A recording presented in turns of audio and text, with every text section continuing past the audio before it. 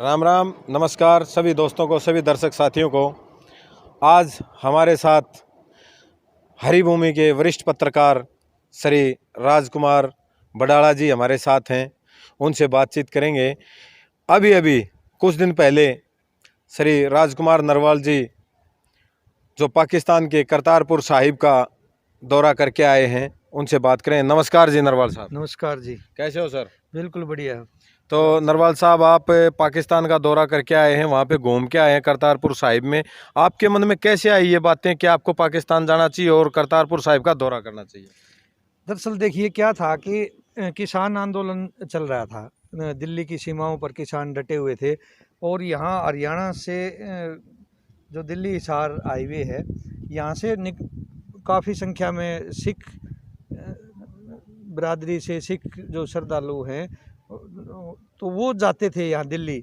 तो उनको देखा, मैंने कवरेज करी आते हुए जाते हुए। तो मैं जैसे ही उनका इंटरव्यू करता था कि ये आप कब तक आपका ये चलेगा, आंदोलन कब तक चलेगा और ये लंगर कब तक चलेगा, तो उसमें एक बार बार ये बात आती थी जी 550 साल तो हो गए लंगर को चलते हुए, और बाकी जो गुरु की मेहर रही तो आगे उनकी मर्जी कब तक चलेगा। तो मेरे यहाँ से प्रेरणा मिली कि भाई लंगर की जो व्यवस्था है वो कहाँ से शुरू हुई, किसने उसको शुरू किया और वो स्थान कहाँ पर है। तो मैंने इंटरनेट पर ढूंढने की कोशिश करी। तो एक दिन अचानक ही, जैसे मैं मोबाइल पर कुछ देख रहा था यूट्यूब पे, तो अचानक एक वीडियो आई कि आप करतारपुर जो कॉरिडोर है वो फिर से खुल गया है और श्रद्धालु करतारपुर साहिब में वहाँ जा सकते हैं। और इससे पहले मैंने पता लगा लिया था कि जो ये लंगर की व्यवस्था है, सिखों के पहले गुरु नानक देव जी ने इस परंपरा को शुरू किया था। और वो जो हिंदुस्तान में ही था करतारपुर साहिब, जो 1947 में भारत पाकिस्तान का जब विभाजन बंटवारा हुआ, तो वो जो स्थल है वो पाकिस्तान में रह गया। तो उसके बाद बड़ी सिख श्रद्धालुओं को बड़ी दिक्कत हुई आने जाने की। तो सब लालायित रहते थे कि भी हम जाएं गुरु के द्वार पे, गुरु घर में जाएं। लेकिन सरकार ने इसका एक तरीका निकाला। दोनों सरकारों ने, प्रधानमंत्री नरेंद्र मोदी जी ने और वहाँ के प्रधानमंत्री इमरान खान जी ने मिलकर के एक करतारपुर साहिब कॉरिडोर बना दिया। उधर से भी हाईवे का निर्माण कर दिया पाकिस्तान ने, इधर से भी एक नया हाईवे तैयार कर दिया गया। तो यहाँ से पूरी जो जानकारी लेकर फिर एक वेबसाइट है इसकी, प्रकाश पर्व 550। ये जो 2019 में जब शुरू किया गया करतारपुर साहिब की जो यात्रा, भारत के लोग भी वहाँ दर्शन के लिए जा सकते हैं। तो प्रकाश पर्व 550 के नाम से एक वेबसाइट है और ये सेंट्रल गवर्नमेंट की जो मिनिस्ट्री ऑफ होम अफेयर्स नाम से एक वेबसाइट है, उस पर जा कर के पिलग्रिम्स टू करतारपुर साहिब इसमें सर्च करें और फिर उसके बाद वो वहाँ आवेदन करना होता है। और वहाँ आवेदन करने के बाद 1 महीना या 20 दिन पहले उसको आवेदन करें और उसके बाद इंतज़ार करें कि हमें इजाज़त मिल गई या नहीं। तो उसके लिए कोई स्पेशल मैसेज आता है? हाँ, एक मैसेज आता है मोबाइल पे। जब हम ऑनलाइन अप्लाई करते हैं तो एक मैसेज आता है और उस मैसेज में इजाज़त जैसे मिल जाती है तो उसके बाद फिर एक फार्म जो कन्फर्मेशन का वो डाउनलोड करके उसका प्रिंट निकाल लेना होता है और फिर 1 दिन के लिए वो ये यात्रा रहती है और फिर हम आगे वहाँ जाते हैं। जैसे कि आपने बताया कि इस तरह की जो प्रकाश पर्व 500 के नाम से वेबसाइट है, उसके ऊपर जाके आप अपना रजिस्ट्रेशन करवा सकते हैं और कंफर्मेशन ले सकते हैं। मैं ये पूछना चाहता हूँ राजकुमार जी कि वहाँ पर जाने के लिए क्या सभी धर्मों के लोग अलाउड हैं? जी बिल्कुल, सभी धर्मों के लोग जा सकते हैं। हिंदू है, चाहे मुस्लिम है, चाहे सिख है, कोई भी जा सकता है।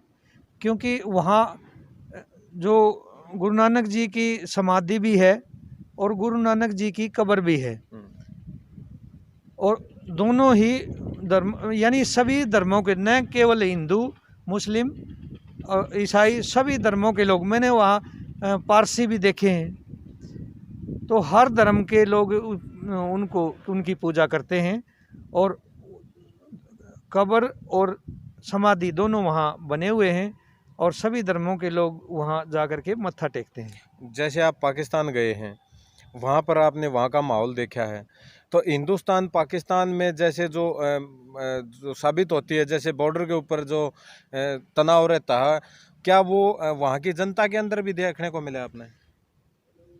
तनाव तो नहीं है वहाँ, ये कह सकते हैं कि वो एक दूसरे के प्रति विश्वास की बहुत बड़ी कमी है।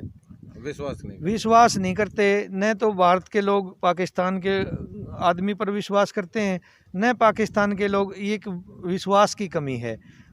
बाकी वहाँ बहुत अच्छा लगा और बड़ा स्वागत किया, और पाकिस्तान के जो लोग हैं उनकी जो मुझसे मिले, उन सभी ने ये कहा कि काश मतलब फिर से भारत पाकिस्तान एक हो जाएं। मतलब कहीं ना कहीं टीस दिखाई दे रही। बिल्कुल टीस है, बड़ी टीस है कि जो आवाम है, जनता है, वो ये चाहती है कि भी हम एक दूसरे के सुख दुख में साझी हों, आए जाएं, पहले की तरह ही आना जाना रहे।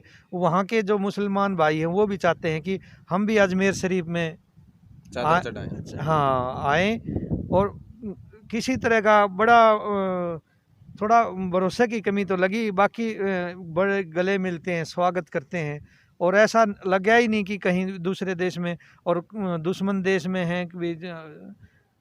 एक पाकिस्तान के लोग भारत को बड़ा भाई मानते हैं, जो आम जनता में अच्छा मैसेज है। जैसे पाकिस्तान में जाते हैं तो जैसे हमारा रजिस्ट्रेशन कंफर्म हो गया, हम वहाँ जाने के लिए रेडी हैं, तो अपने साथ क्या क्या जो कागजात लेके जाने जरूरी है? जी बिल्कुल अल्लाह साहब, आपने एक बहुत बढ़िया सवाल किया है ये, क्योंकि कई बार बहुत से श्रद्धालु वापस लौट जाते हैं वहाँ।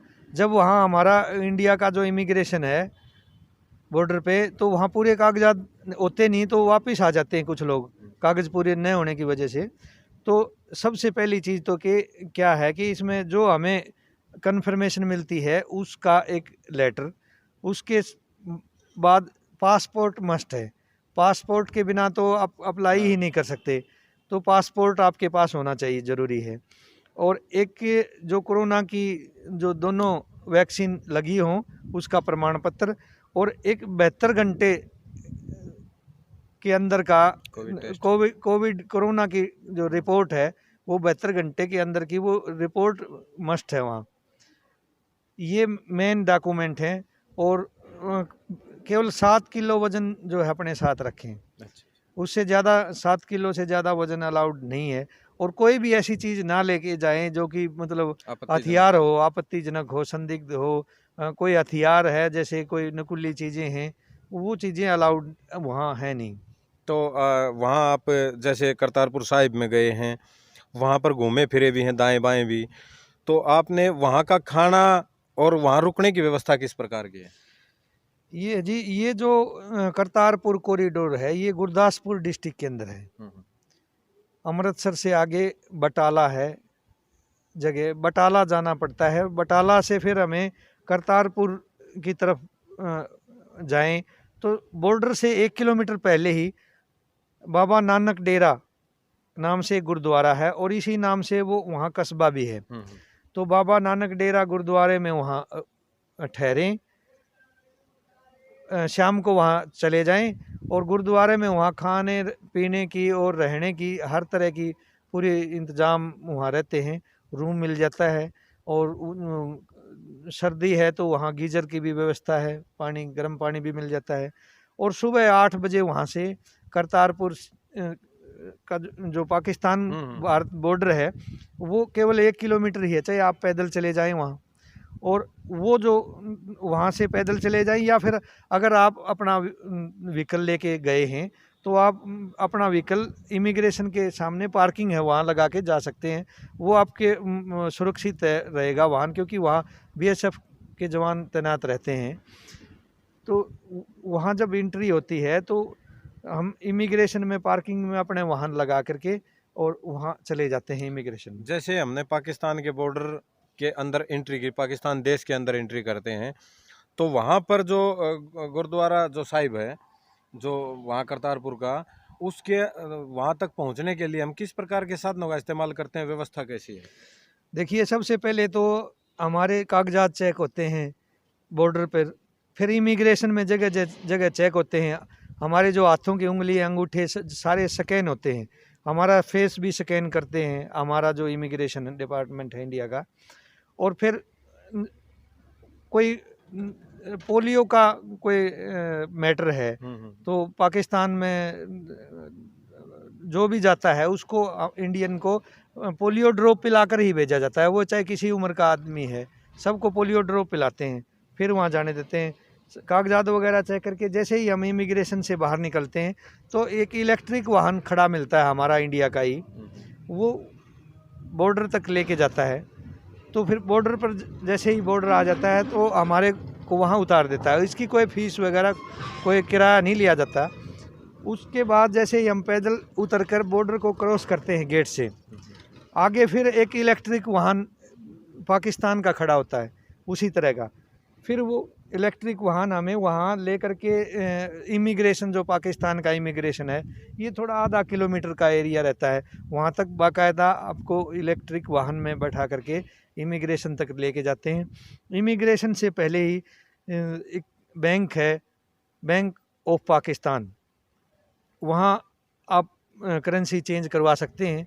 बाकी ज़रूरत नहीं होती करेंसी चेंज करवाने, क्योंकि हमारा जो करतारपुर साहिब में जो मार्केट है, हमने वहाँ ख़रीदारी करनी है, जो खाना पीना है, तो हमारी करेंसी वहाँ चल जाती है, अपने पैसे चलते हैं इंडिया के, खुश होके लेते हैं। और अगर करेंसी चेंज करवा के ले जाते हैं तो भी कोई मतलब वो नहीं है, वहाँ सुविधा है, आप करेंसी पाकिस्तान की चेंज करवा सकते हैं। वहीं पास में ही हमारे से $20 जो है वीज़ा फ़ीस ली जाती है, $20 हमें वहाँ जमा करवाने होते हैं वीज़ा के। लेकिन इसमें एक बात बता दूं मैं, कई एक शंका रहती है कि पाकिस्तान में अगर जाएंगे तो पाकिस्तान की मोहर लग जाएगी, फिर यूरोप में, अमेरिका में हमें वहाँ दिक्कत आएगी वीज़ा लगवाने में।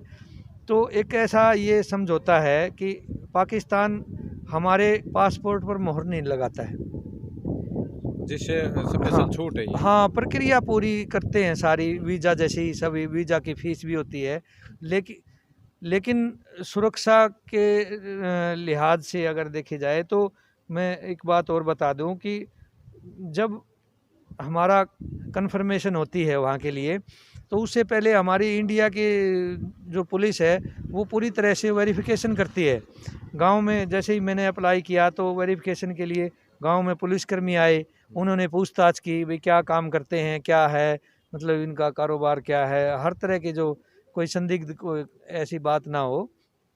तो आईबी से भी, हिसार से मेरे पास फ़ोन आया, इंटेलिजेंस ब्यूरो से भी, बार बार तहकीकात पूरी जांच पड़ताल के बाद ही आपको पाकिस्तान जाने का मौका मिलता है।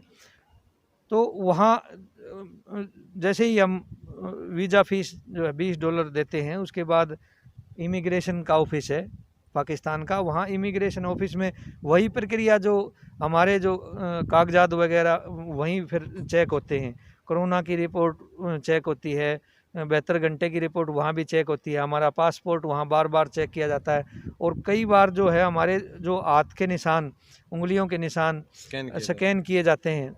दोनों ही देशों में इस तरह की प्रक्रिया रहती है। और फिर जब जैसे ही हम इमिग्रेशन से, पाकिस्तान इमिग्रेशन से बाहर निकलते हैं तो वहाँ पाकिस्तान की बसें खड़ी मिलती हैं और इलेक्ट्रिक वाहन भी हैं। अगर श्रद्धालु कम संख्या में हैं तो वो इलेक्ट्रिक वाहन में लेकर के आपको करतारपुर साहिब गुरुद्वारे तक लेके जाते हैं। संख्या श्रद्धालुओं की ज़्यादा रहती है तो वह बसें खड़ी हैं पाकिस्तान की, तो उसमें बैठ करके गुरु घर तक जाते हैं। और वहाँ भी पाकिस्तान भी हमारे से इस यात्रा के लिए कोई किराया नहीं लेता है। तो जैसे आपने पाकिस्तान की यात्रा करी, करतारपुर साहिब गए, तो यहाँ से जैसे आप गए तो अचानक से शायद आपका मन भयभीत तो होगा। बिल्कुल, इसमें कोई शक नहीं, मतलब कहीं ना कहीं शंका तो रहती है। मन था कि क्यों न जाएं, कि भाई गुरु का लंगर है जी, 550 साल से तो लंगर चल ही रहे हैं, तो वो लंगर का मन था कि वो लंगर कहाँ से शुरुआत हुई। तो बड़ा मन परिवार के लोगों ने भी मना किया कि भी नहीं, ऐसे देश में नहीं जाना चाहिए, डाल देंगे जेल में, वहाँ सड़ते रहेंगे, ये वो काफ़ी मतलब। और भी मैंने कई दोस्तों को कहा कि भी चलिए आप मेरे साथ पाकिस्तान में जा रहा हूँ तो आप भी जा सकते हैं, कंपनी हो जाएगी। लेकिन बहुत दोस्तों ने मना कर दिया कि भाई ठीक नहीं है, वहाँ जाना थोड़ा डर रहता है। तो जो वहाँ की संस्कृति और वहाँ की जो वेशभूषा और बोलचाल का तरीका क्या हिंदुस्तान के बराबर का ही है? जी बिल्कुल, यही ज़बान है। कुछ वहाँ उर्दू के शब्द ज़्यादा इस्तेमाल होते हैं, लेकिन ऐसे शब्द हैं वो हम उनको आसानी से समझ लेते हैं। एक दिक्कत है कि हम उर्दू पढ़ सकते हैं, तो उर्दू हम नहीं पढ़ सकते और हिंदी वो नहीं पढ़ सकते, क्योंकि वहाँ हिंदी का रिवाज नहीं है, वो प्रचलन में नहीं है। हाँ, ज़बान दोनों की मिलती जुलती ज़बान है और एक दूसरे को समझते हैं। बड़ी सटीक जानकारी दी राजकुमार बडाला जी।